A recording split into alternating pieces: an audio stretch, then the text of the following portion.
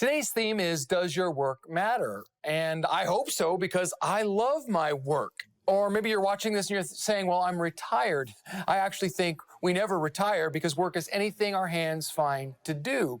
But in thinking about this, I thought of Colossians 3, verse 22, where it says, slaves, obey your earthly masters in everything, and do it not only when their eye is on you and to curry their favor, but with sincerity of heart and reverence for the Lord. Whatever you do, work at it with all your heart as working for the Lord, not your human masters, since you know that you will receive an inheritance from the Lord as a reward.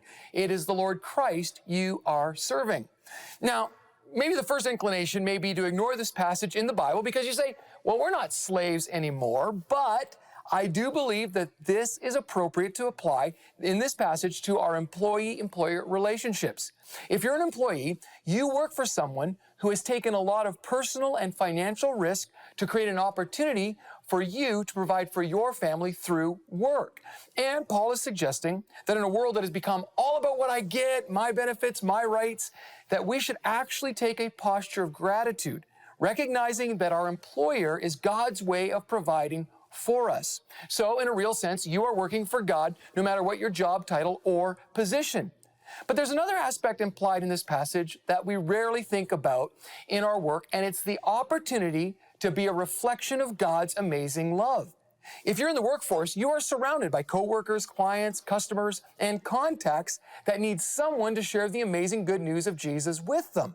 Now, you may not always be given the opportunity officially or even be allowed to do this with words, but I know that actions speak louder than words, and how you conduct yourself in your work is a true reflection of what you really believe about God and about your life. So if you're always negative, manipulative, or lazy, it rejects the truth that God can use every situation in work for His good. Now I know, I hear the pushback screaming back at me through the screen. You say, well, my boss is not a nice person, or my coworkers are not nice. Well, what do I do about that? Well, you may not like my answer, but I believe it's an even greater opportunity to demonstrate the love and grace of God, and that these things triumph in oppression and injustice. This is the power of the cross.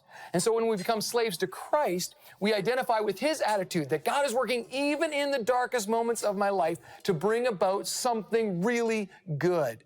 Now, I know what I'm suggesting is hard. Believe me, I struggle to live this out in my own life all the time, but I think it's worth it. Because Paul says that if you do this, not only will you bring greater joy and fulfillment to your work, but it will have an eternal impact. And that is a stepping stone to becoming who God has created you to be.